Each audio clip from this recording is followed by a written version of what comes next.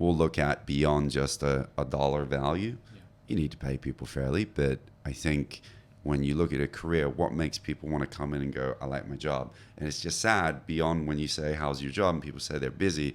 Most people don't like their jobs. Yeah. And that kind of sucks. Why is that the norm? That everyone goes, I hate what I do. I hate this. I hate the people I work with. I don't like this. I don't like that. I don't want that in my company. So I wanted to create something different. And I wasn't scared. Like, what's the worst that could happen? I could always go back to a shit job that I hate. This is Adrian. And this is Ray. Welcome to the Talk Live podcast. Every 2 weeks, we'll invite a new guest and in every session, we'll dig into their life, relationships, and perspectives. One question at a time. Let's Talk Live! Yay. Welcome to the Talk Live podcast. This is Adrian. And this is your co-host, Ray. This time we've invited someone really, really special. Benjamin Quinlan. Woo! And who's he, Ray? Okay, yeah, so some backstory. I think we forgot to press record, and yeah, we're doing this intro again. Yeah. So, yeah, for those listening, it will be your first time anyway. So I think today we are very, very fortunate to have Ben Quinlan. So I'm just doing a quick introduction of him. He'll do a very interesting introduction of himself. So basically, I think we wanted to get Ben Quinlan on this podcast is because, you know, he does so many different things in his daily life. Yeah. And yeah, so just some quick backstory. He was born and raised in Hong Kong. Yeah, even though he doesn't look like it, but you know, we all have to be inclusive, right? We cover about this a lot in this podcast. So I think, he has his own management consulting business. Yeah, he started that, he founded that. But before that, he was in the finance sector. Then he went to management consulting. And on the side, he does many, many different things, right? Wearing different hats. So I think I won't do that introduction. Why don't you share a brief summary about your life? Great. Thank you both for having me and for getting me to do this introduction now for a second time because you forgot to press record. But anyway, so as you mentioned, yes, a primary job is I run my own strategic consulting firm. We mainly do, if you think of firms like McKinsey or a Boston Consulting Group, it's that kind of work, specializing in financial services with a big book of project work, especially in the fintech space. Outside of that, I'm the chairman of the Fintech Association of Hong Kong. I've been sitting on the board for just over 3.5 years. I am an adjunct professor at a business school, and then I do a bunch of advisory work with Trade Development Council, Science Technology Park, Hong Kong Tourism Board. There's actually quite a few other things I do outside of that on various startup advisor roles, guest contributions for media publications and magazines, mentorship programs, but they don't take up as much time, although it's quite extensive. And the final thing is, on the weekends and in the evenings, depending when I'm free, I will take to the stage and perform stand-up comedy, right? So that's my other job. And now podcaster, right? Yeah, that's why you're doing this there. So something to add onto your hat. Yep. Yeah, so I think really appreciate your time. And I think for those people listening out there, they'll be wondering like, how on earth do you manage your day or your life, right? Or do you even have time for relationships, right? You're doing so many different hats, so diverse, right? But so I think like people would be really interested to know how you manage so many different roles. Do you delegate or like, how come you're doing so many different things at once? Yeah, so maybe share about your thoughts on it. Fair. So I think I do all the things I do because they're highly complementary.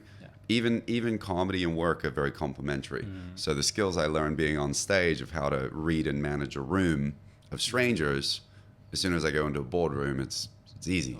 It's not complicated at all. And you know, I think the other sides of it is everything revolves around building a profile for myself and the firm of being one of the leading advisory houses and consulting houses in financial services and fintech. So the various roles that I have kind of formed an ecosystem around building that brand, which is what I've wanted to do for the past few years. So it's all about the complementary nature of how this fits together as part of like a bigger jigsaw piece. I don't know what the overall puzzle looks like, but you know, whenever I find a piece that I can plug in, I'll do that. And going back to the point, how do you do it? You find the time. Like, you prioritize the things that you want to do, and you have to make sacrifices. Like, there are things that I cannot do. There are things I have to cancel. I think I canceled the last time that we scheduled this, but it's a common occurrence. I just have to prioritize where I spend my time, because time for me is value. Time for me is money. Time for me is, how do I spend every hour of my day? Yeah. Yeah, I just want to quickly touch on that and really appreciate you, making the time. Right? I'll send you the invoice after. No. Oh, okay, sure. Yeah. That's why we're timing it. Yeah. I think, going back to the point that I think we can all relate to this. So predominantly, I think we all have young adults listening out there. And everyone, when you ask someone a question like, oh, how's life or how's your work? Everyone, 80-90% of the time, what would they say? Busy. Right? But are they truly busy? That's something that I think each and every one of us should reflect. And I think having, Ben, you sharing your perspectives on this is really eye-opening, I think, to a lot of people. They'll be like, okay, what defines busy? And I think I really wanted to touch more upon, you mentioned like, you need to find things that you are willing to work on, like it aligns with what you want to achieve in life. And for you, it's this building up this whole ecosystem that helps your, whether it's personal brand or the things that you want to do or achieve or create an impact to the world, right? So maybe you can share more a bit on that idea or the philosophy behind it to our audience out there. Sure. I think it's a very good question about what do people mean when they say busy. And I kind of look at it and talk to people, and when they say they're busy, I go, are you busy doing a lot of inputs, or are you busy getting a lot of outputs and value? And I think it's important for people to contextualize busy around objectives and goals. So if you're busy at working towards something bigger, it might be within your company. Yeah, you're busy getting things done in your day job. But are you busy about thinking about how to push your career to that next level? Most people forget about that. They just become so pigeonholed in what they're doing that they lose sight of everything else. But there's also, I speak to my team and they'll be like, oh, I'm busy. Yeah. And come 6 p.m., they're out the door. Now, I don't mind. That's totally up to them. But I go, how busy are you, right?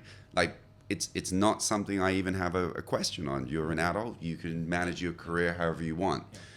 But what do you want to do with this part of your life? Do you want to go out and network with people? Do you want to come up with a new idea for something that I could help sponsor and support within the company that you take initiative of and you drive? Because we're still small enough to be able to do these things. Yeah. It's all about that initiative and ultimately how you want to grow yourself. And the biggest investment everyone should make is in themselves, their capabilities, their networks, their skills. It will pay back many times over. Yeah. Wow. It's just a very valuable lesson for even I'm like trying to consume all the information, because I think a lot of people, including myself, sometimes there are a lot of just inputs, not that many outputs. And I think it's to use the time wisely, because every minute is basically your money, your value. And it's the opportunity cost of spending the time doing something less meaningful. 100%. Yeah, or doing something that might turn out to be something. And the older you get, the faster time goes. So, when I look back on my early 20s or even when I was at uni, it's felt really slow, right? It did. Just the grind of going through my lectures, and I spent 7 years at university. Then I look back and I go, wow, that went really fast. Each and every year, I just blink and I'm another year older. And the pace of that speed of change, it just gets faster and faster and faster. So a lot of that, when you talk about how to prioritize your time, you're right. But it's also, there's other things I've done. I've gotten rid of useless things in my life, right? What are the big distractions where I get no value add? If it's a distraction where I can kind of unwind or relax, I don't mind. But what are things that waste my time? Who are the really negative people around me that suck all my time and energy away? I got to get rid of them. And these are hard choices you have to make, but you do have to prioritize what is important, even for your own mental sanity. Yeah, for sure. No, I think I just want to make a point that, I think you hear what Ben have said, the wisdom, right? But yeah, he doesn't look that old, don't worry. So tune in on YouTube to see, how young or how well kept, Ben is, right? But definitely, like, I can relate that time, does get into a faster pace. Yeah, I mean, I would say, like, I'm still in my 20s, but if I relate back to the school years, it felt long. Yeah. Like, you're waiting for summer holidays or the Yeah. holidays, and then when that's over, you're like, back to school. Yeah.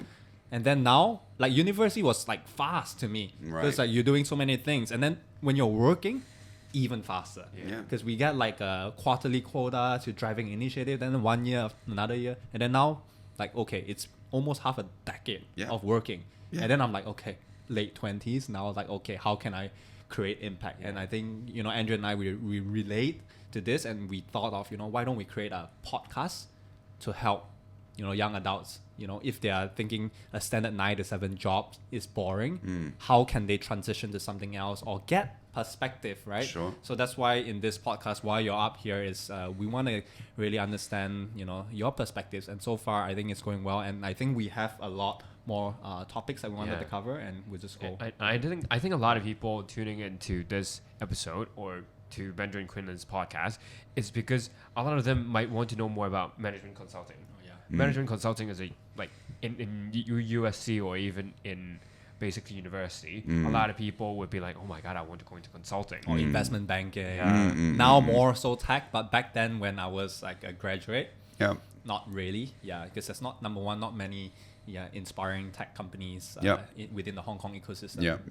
Yeah, so maybe you can give some light and shed some light about what you do as a consulting, the industry. Sure. It was like, if you're studying a business related degree, you either go into a Big Four, an investment bank, or you go in management consulting. It's like these three pathways that everyone wants to get into. And consulting usually has that tussle between the investment banks. iBanks maybe pay more, work you harder. Consultants, it's more intellectual. There's a lot of kind of things to unpack because I've worked in all three. I worked in a Big Four. I worked in a big strategy house. I worked in global investment banks. So I've gotten to see how it all fits together. But what do you do as a consultant? First of all, I need to break up the industry. So there's consulting firms that do strategy. And then there's consulting firms that do more implementation. So the strategy houses are your players like your McKinsey, Bain, Boston, the MBBs, right? Oliver Wyman, our firm as well. And then implementation is more like your Big Four. And then there's kind of the tech implementation stuff. That's more like your Accentures and so on. So different kinds of firms. But if you work in a strategy house, which is what we do, in a nutshell, I work with CEOs and boards of our clients to help come up with answers or recommendations to some of the biggest problems. And that problem can be, I want to enter a new market. A, how much money is on the table? B, do you think we should do it? And C, if you do, how, right? What method? It could be, I'm launching a new product. What should the product look like? How should it be designed? How should I charge for all of my services, right? How does that reference against everyone else? I want to set up a new virtual bank. Tell me how to do it and get that application in with me to a regulator. I want to reinvent my whole cultural dynamic within the firm. How do I change the DNA of the employees here? Any of these kinds of questions or problems, or an M&A deal, strategic due diligence, whatever, I want to invest in a company. I need to understand everything about the industry and competitors before I do it. That's what we do in a nutshell. And when you think about it for the listeners, then what does that mean for you? A lot of research, a lot of analysis, a lot of synthesizing things and putting together a flow or an arc of a story that fundamentally gets to the end of it, some clarity around what this information means, and ultimately what is the recommendation for the client built on this fact base that you have developed. Yeah. What do you think is the most important? I think a lot of people, if they want to go into consulting, would ask this question: what is the most important determining factor if they should go into consulting? You mean as a candidate, or what is the most important skill set that we're looking for? Yeah. I don't think there's any one, but I would say like one of the most important things is there is an IQ point, right? And you can't fake. You can't fake Okay. it. Yeah. And it's not to sound cruel, but you know, there are certain people maybe don't have the intellectual firepower to think like a consultant because it can be very hard, right? Yeah, yeah. It's not easy. The other part of it, I would say, for me, it's really around critical thinking, you know, just the ability to question things, you know, to have that intellectual curiosity as opposed to just taking everything at face value. I think critical thinking is one of these skill sets in this age of social media where I just realized that we have so much access to information, but the world seems more stupid. And I just can't believe how dumb people can be sometimes when everything is available if you just do your homework. So critical thinking is really important, and it's to, you know, it's to challenge a lot of the information that you see and to take a position. But ownership, analytical mindset, you know, all of the typical things that you would need around good communication, interpersonal skills, etc. I think I really appreciate your honesty and like blatant sharing. Yeah, definitely IQ. That's important. I think IQ is not something that everyone is born with, right? But I think the critical thinking side of things, so I think that's for you to decide, or we can get your insight whether, you know, IQ or critical thinking is more important. Because I think from my perspective, I think critical thinking can be somewhat trained, right? Yeah, you're exposed to different kind of people, mentors, you listen to their mindset, you have access to information or different opinion leaders, and then you form your own thoughts and see how you want to react or have your own framework to analyze the world, right? 100%. Yeah, but IQ, I feel like maybe that's something that, okay, of course you can study, but I think in consulting it's like really, really fast paced. So you probably need like a really, really good technical, I think with technical background, it helps a lot because that's sort of like what you mentioned, right? Powers like the way your mind thinks, and it picks things up much faster. Yeah. Well, so I mean, that's just my perspective. Like, see which one, like for you, like if you had to decide, I mean, not putting you on the spot, or we can, No, I think critical thinking you can train. It's you know, I think every uni student should do a course in logic and mental models, right? Like like there's basic skills everyone needs in life that I'm just surprised aren't taught as fundamentals at uni. With the course I teach, one of the subjects is storytelling through data. And I insisted that this becomes an elective right at the start of the academic year. Because whatever you do, all of your case studies, assignments, everything, take this course. I'll teach you how to think properly and teach you how to approach your next courses to present in the right way, to tell stories in the right way. But I believe critical thinking can be taught. And I think the challenge with consulting, it's one of these things because I brought in a batch of graduates recently. And I said, now you're in this industry where you realize that we need speed, quality, and accuracy all at the same time. And usually you have to trade these things off. Like, I want it fast, okay, but I'll give you a crummy job. It's like, well, no, you have to overlay all these things now. So I would say a lot of resilience as well. It's a very important skill set. And I mean, it's how you perceive things. Like the resilience point is very important, especially in this environment. I've noticed a lot of people getting impacted by COVID and all the other things going on. Yeah. So I think if I may, I want to like really pick up like on the part where you say how you know, in a nutshell, right, what consultancy is or what specifically management consultants are, right? So those questions that you ask, like, you know, those big business questions, right? Yeah. So these are very big business challenges where the customers actually entrust you to actually think about the next big thing for their like internal restructuring, M&A, this kind of stuff, right? So with that big responsibility or big question, right, I'm sure it has a lot of weight, and it doesn't come easy for customers to first, you know, reach out. Like, I just wanted to understand, how do you actually build that trust with the customer and get them on board on this journey? Because number one, management consulting, I think everyone knows that it's not cheap getting this kind of professional services, because it's fast, like what you mentioned, fast, the service is accurate, and it's gonna be life-changing from that company perspective, right? The output that you guys come up with will determine which direction will they go. Yeah. So yeah, just want to get. So, well, my philosophy is there's only two reasons why people do business with you. And it's first, they like you, Yeah. and second is they trust you. Okay. That's it. I don't think there's anything else. So they can trust you, but you can be an asshole, and they'll think you're very good at what you do, but they just don't want to work with you. Then they can think you're a great person, they get along with you, but they know you're not very good, they won't trust you with the work, so they won't work with you. You just need to solve those two things. And how do you build trust in the consulting industry?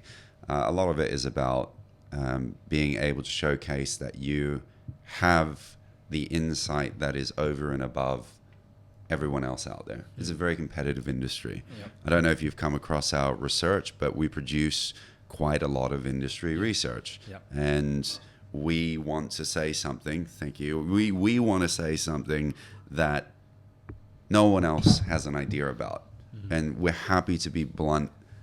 And you can tell I speak my mind, right? That's really great. Yeah. Yeah, I mean, like I do know how to speak with some cadence, right? And, Got it. but I generally think that it's very important to be straightforward with clients and to tell them they're wrong if that is the right thing for them. When I was in consulting before, I generally found I was just rubber stamping what clients wanted to do. So you're hiring me as a internal vetting and insurance policy to go and justify your own existence. And I found that very intellectually bankrupt. So my view was you hire me because we come with an independent perspective. It's like we just did this project for a buy now, pay later, the buy now, pay later industry or the afterpays of this world.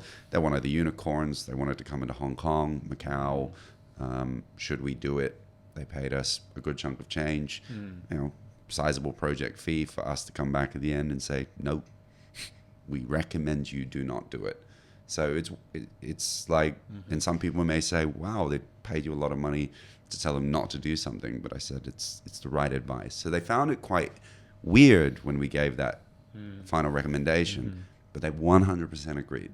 And they actually said, thank you, because you kind of explained exactly why this is not the right thing for us individually as a firm to focus on, and we agree with your assessment. So the honesty there is important. It's really, really great. A customer reference or story, very personal to what you do day in, day out. Yeah. But I really like, like so far this whole conversation we're doing, like you really, articulate things very well. And everything is like very simple, easy to understand.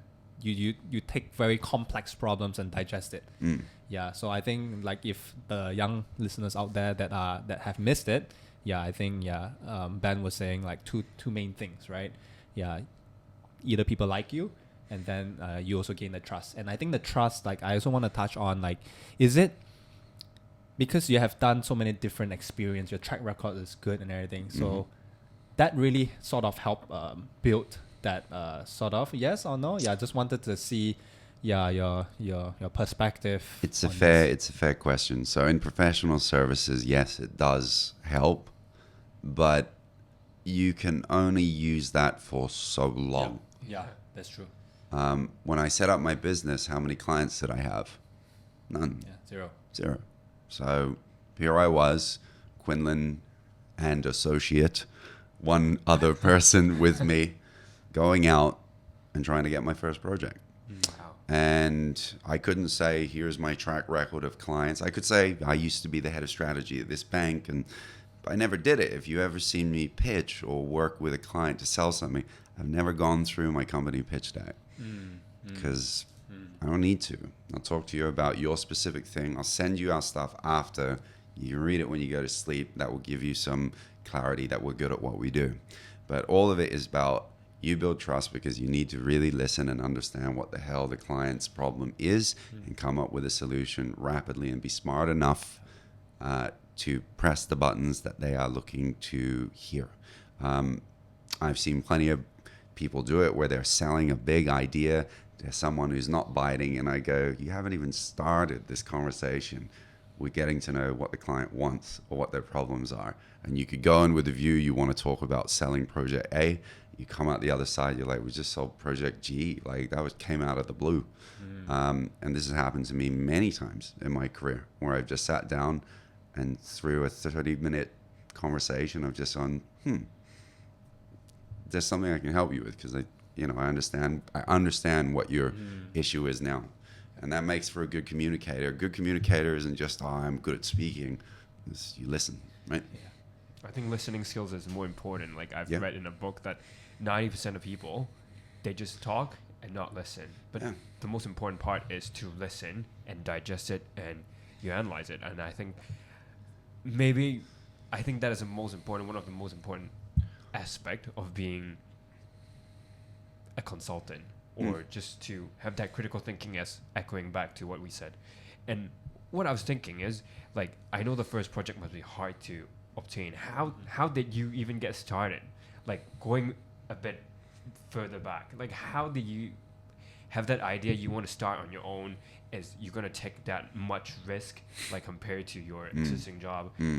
I think that takes a lot of courage to say that I'm done with that. I'm just going to do it on my own, right? What made you flip the switch from something very stable to something on your own? Oh, you got to get to know my character and personality. Yep. I'm very idealistic and principled, right? So when I see something is full of shit or I don't like the politics around something and I go, this is just crap. I can see why people leave organizations and what makes them leave.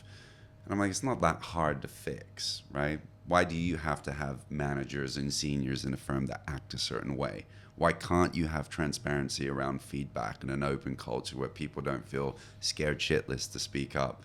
Remove passive aggressiveness, remove all of this vindictive, weird behavior, create an environment with like an elite storm troop of the brightest people you can possibly find and empower them and trust them to do good work. And there's all the things around recognition. I just remember in the big firms, even when we produce research, I would work with one of the junior consultants. They'd probably do 50, 60% of the work. And then they wouldn't get published on the report. And I think, why? Well, even why is this partner on the report? They didn't even type anything, right? So there's a lot of things that I think people will look at beyond just a dollar value. Yeah. You need to pay people fairly, but I think when you look at a career, what makes people want to come in and go, I like my job? And it's just sad beyond when you say, how's your job? And people say they're busy. Most people don't like their jobs. Yeah. And that kind of sucks. Why is that the norm? That everyone goes, I hate what I do. I hate this. I hate the people I work with. I don't like this. I don't like that. I don't want that in my company. So I wanted to create something different. And I wasn't scared. Like, what's the worst that could happen? I could always go back to a shit job that I hate. I think we all should, jump ship and go. But I think, I think we can't agree more. Yeah. And having someone to, go through so many things and have actually gone out the way to get shit done, right? Or make the world a better place. I think that's something very sort of inspiring and also very, like the views empowers, I think, hopefully people, because I think that's what, myself, Adrian, and myself, okay, that sounds like that's three. Okay, let's make Ben the third person, right? Yeah. We started to question a lot of these kind of things, like why we are doing this 9 to, 7 or however late that you end, right? Because you never know when you go offline, right? Because now with remote work and everything, people can find you all the time. Work from home is like That's fine. Yeah, I've been working from home for a long time because I'm like in Microsoft, right? So, right. Yeah. So, but I think that the main thing is like we hope that more people will start realizing to find, even if you people have reason to stay on a job for stability financially. Not everyone can, but I think hopefully people will have a conscious reflection on what truly makes them happy and whether they can find that something that within that job scope that makes them happy or energized, or they can internalize it to the greater purpose that they do. And if not, then probably they find something else. Interesting, because I have my views on this, and I think what feel free. What people shouldn't, and this is why it's so hard for the next generation, because they go online and they see everyone as a founder and a CEO and everything, or this startup, is. And I'm like, okay, most of the people are broke. They don't have any money. The optics that you see every day is always very positive. But if you look under the hood or you get to know what's really happening, it's not easy. Now, a lot of people may look at what I do and you don't see all the stuff that I have to do. You don't see all the glamour and I mean, the lack of glamour that comes with my job. And people think that, oh, because I get to do something that I love, therefore I should only just be doing things I love. And I said, that's the biggest crock in the whole world. Just like every elite athlete has to train and train and train. They don't enjoy it, right? But they enjoy that final moment where they achieve that goal. Career is not about just achieving this goal. So I put myself as the CEO of a company. I finally became a CEO, right? Anyone can do that. You set up your business, become a CEO of whatever you want. It's not a title. The title that I wanted to earn was actually running a legit business that had a brand that could cut it with the big boys. And for me, that was important. But there's a lot of sacrifices I've had to make, and there's a lot of parts of my job that are not glamorous, but they're needed, and they've taught me a lot. And I can't have everything. And people that go out in the world that think you can just find everything that makes you happy, that's totally not reasonable. That's not what life is. And it's okay to have downtimes. It's okay to have crappy experiences. And I said to even my team, it's okay when I leave the office sometimes, when I've dumped a bunch of stuff on your desk, for you to talk crap about me for 20, 30 seconds, roll your eyes and just be like, but at least understand after that vent that I'm not a bad person and I'm doing this to make you better, and it is the right thing to do. If you lose faith in that, then you shouldn't be here, right? But it's normal. We're all humans. Yeah. Okay, my turn. So I was thinking, because I think the sad thing is a lot of people, they are not looking, like if they're trying to switch a role, they're not looking to find a role that they like. Instead, they are just searching for a role that they hate less. Yeah. Which is basically, I think, the norm. And I think sometimes I question myself as well. Or I think a lot of people question that, because not a lot of people find the job that they want to do, like basically day in, day out, like on a weekday. They're just looking forward to their weekends. That's basically what they want to do. Yep. And that's why I think I have a lot of echo. It echoes with me personally, with my values. And I was thinking, what sort of made you have that determining factor in, like, you went into banking. What made you switch fields like a few times and became who you are today? What experience you had that defined you throughout the whole process? I wanted to prove that I could do all these things. So one, it was a curiosity to try it out. Yeah. So when I was in a bank, I used to have the consultants come and present. And then some of them, I was like, you're not that good, although you have one of the big MBB brands. And then others, I went, wow, you're really smart. And then I would think, these guys are the intellectuals. So I want to see what they do. I want to go on their side. And then I did that, and I was like, okay, you're really smart, but you don't really understand the business. So now I get to see that problem with your business. And then when I go back in the bank, especially from running an organization, I didn't necessarily think the management was very good. And I ultimately just thought, look, I can do this better. Now, it's one of those areas where not everyone should set up their own business. Yeah. Like that's just a guaranteed thing. There's people within my business who I think I could see them being the next entrepreneur and setting up their firm. There's ones I would say never do it because it's not your kind of DNA, and I would advise you against it. It will actually backfire, and they don't want to do it. Not everyone has to go down that path. But yeah, just wanting to carve out that particular path for myself was just something very unique to me. I'm a terrible employee, I think. I don't like following. I don't find that fun. I've always been way more at home leading. taking responsibility, taking ownership for things, not passing the buck, just falling on the sword when you need, but making decisions, right? And what I didn't like was sitting around a table with 30 people not able to make a decision. And my view was, I'll make the call. And if I get it wrong, I'll take the responsibility, but I'll make a call. And a lot of that mindset was around, well, how do I apply that to run my firm? I was just much more at home running my business than being an employee.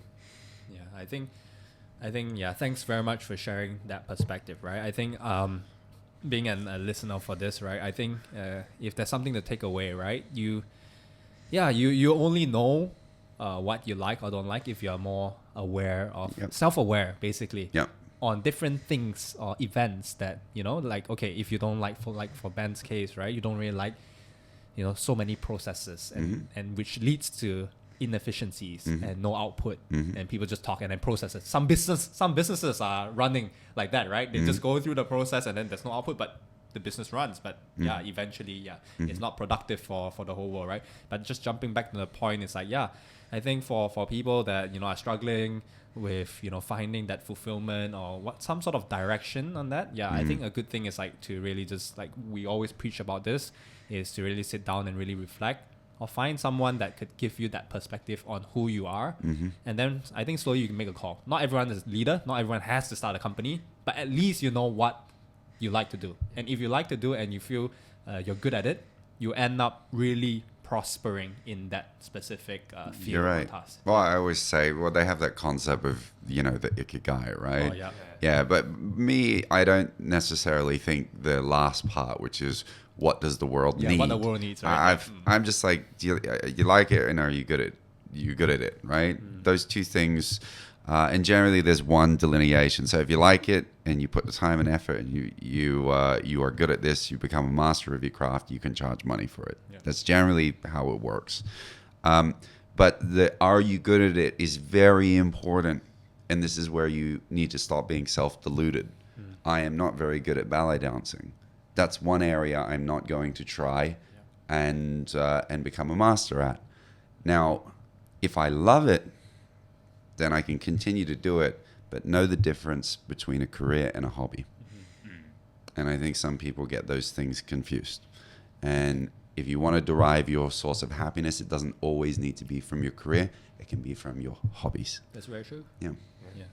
I think, given the time, I think we wanted to also cover more about, the more fun, entertaining part of Ben Quinlan. So I think episode 2, we'll save some time for that. But I think just one last part, right, before we jump off to the next episode, right, is can you share a bit more? I mean, less like that different things, right? But I think you've already shared a lot of great insights. But I think we wanted to know more, like, what was it like growing up as Ben Quinlan? And can you just share briefly about your multiculturalism? For those people that doesn't know, right? I think Ben was sharing like, he's born and raised in Hong Kong.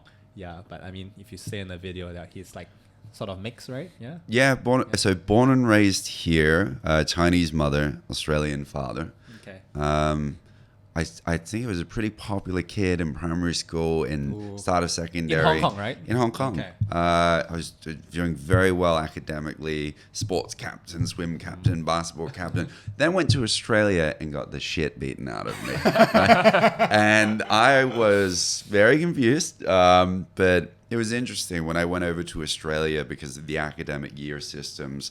I was actually bumped up a year. But it made me really small. So I was a 12-year-old guy, and it was an all-boys boarding school. My boarding school produced half of the Australian rugby team. So there were big guys. I mean, if you're not considered big, I'm not sure who you are. Like if I go there, because I mean, if you guys see on the video, you can see the life size of like Ben Quinlan compared to well, it's like even in my basketball team, our center was, I think he's 6'10", right? Oh, wow. So I mean these are big boys. But it was a rude awakening for me in Australia. I went there, I had a very funny English American accent.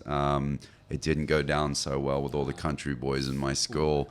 My Chinese heritage did not go down very well. There's a lot of adaptations. It helped me become a comedian and be witty because I couldn't physically defend myself against people twice my size, but I could hurt their feelings in the right way. So there's a lot of things that, you know, I look at all these experiences of what I would call a privileged, bubbled life here in Hong Kong, which I love. I loved my childhood here so much. And then a lot of what I would call toughening up in Australia. So what I learned is, because I've always been very soft, but I also have a very hard shell. So, and a lot of that is around the resilience and being able to learn how to protect and fend for myself. I don't rely on other people to do things for me. If I want to get something done, I just do it myself. It's as simple as that. Yeah. Really interesting growing up process, because we wouldn't have known if it's not for this. But I think the last part is, do you have a takeaway for any young adults out there, or any basically listeners, that if they're trying to basically life advice, any life advice, I don't want to even stick on to the management consulting, any life advice that you want to give them if you're at a teenager or a university or like young adult, student. like in 20s, people that are in 20s, because I think that's the majority of our listeners. Yeah. People early 20s, mid 20s. Yeah. Like, take a chill pill, generally. Don't be in such a hurry to grow up. Don't put this unwarranted pressure on yourself to achieve certain things by certain ages because someone has done it, right? Don't compare yourself to other people. It's a recipe for failure. If I compare myself to other people, there's always going to be another guy that's better looking, taller, earns more money, has a bigger consulting firm, whatever. You know, it's just like, why do it?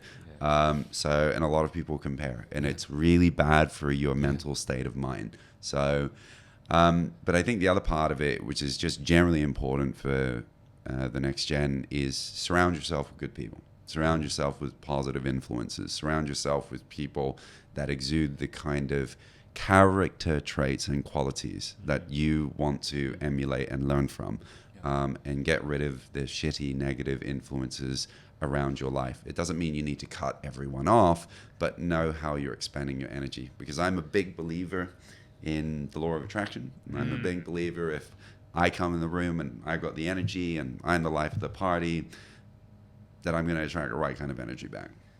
But if I'm that sad, mopey, grumpy, cynical person all the time, then people would just, I just want to stay away from this guy. Yeah. Really agree with that. So really thank you, Benjamin Quinlan, for the first episode. We're going to really dive into the second episode, so stay tuned. Thank you again, and let's just go to the second episode. All right, thanks very much, Ben. Appreciate your time. Thanks, Cheers. guys. Bye.